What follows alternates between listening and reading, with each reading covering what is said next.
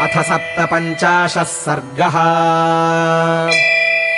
शोकाद्भ्रष्टस्वरमपि श्रुत्वा वानरयूथपाः श्रद्दधुर्नैव तद्वाक्यम् कर्मणा तस्य शङ्किताः। ते प्रायमुपविष्टास्तु दृष्ट्वा गृध्रम् प्लवङ्गमाः चक्रुर्बुद्धिम् तदा रौद्राम् सर्वान्नो भक्षयिष्यति। सर्वथा प्रायमासीनान् यदि नो भक्षयिष्यति कृतकृत्या भविष्यामः क्षिप्रम् सिद्धिमितो गताः। एताम् बुद्धिम् ततश्चक्रुः सर्वे ते हरियूथपाः अवतार्य गिरेः शृङ्गात् गृध्रमाहाङ्गदस्तदा।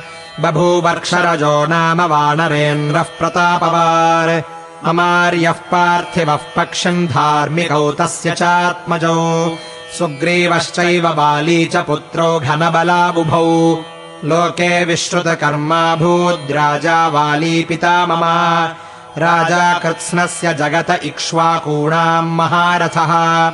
रामो दाशरथिः श्रीमान् प्रविष्टो दण्डकावनम्। लक्ष्मणेन सह भ्रात्रा वैदेह्या सह भार्यया। पितुर्निदेशनिरतो धर्मम् पन्थानमाश्रितः। तस्य भार्या जनस्थानाद् रावणेन हृता बलात्। रामस्य तु पितुर्मित्रम् जटायुर्नाम गृध्रराट्। ददर्श सीताम् वैदेहीम् ह्रियमाणाम् विहाय सा। रावणम् विरथम् कृत्वा स्थापयित्वा च मैथिलीम्। परिश्रान्तश्च वृद्धश्च रावणेन हतोरणे। एवम् गृध्रो हतस्तेन रावणेन बलीयसा।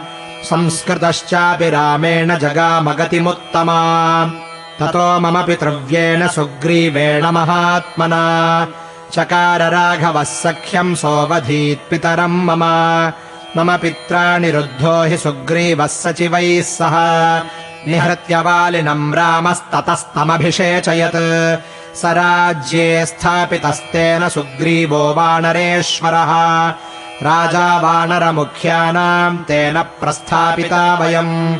एवम् रामप्रयुक्तास्तु मार्गमाणास्ततस्ततः। वैदेहीम् नाधिगच्छामो रात्रौ सूर्यप्रभाविव। ते वयम् दण्डकारण्यम् विचित्य सुसमाहिताः। अज्ञानात्तु प्रविष्टा स्म धरण्या विवृतम् बिलम्। मयस्य माया विहितम् तद्बिलम् च विचिन्वता। व्यतीतस्तत्र नो मासो यो राज्ञा समयः कृतः। ते वयम् कपिराजस्य सर्वे वचनकारिणः। कृताम् संस्थामतिक्रान्ता भयात् प्रायमुपासिताः। क्रुद्धे तस्मिंस्तु काकुत्स्थे सुग्रीवे च स लक्ष्मणे। गतानामपि सर्वेषाम् तत्र नो नास्ति जीवितम्। इत्यार्षे श्रीमद् रामायणे वाल्मीकीये आदिकाव्ये किष्किन्धाकाण्डे 57 सर्गः।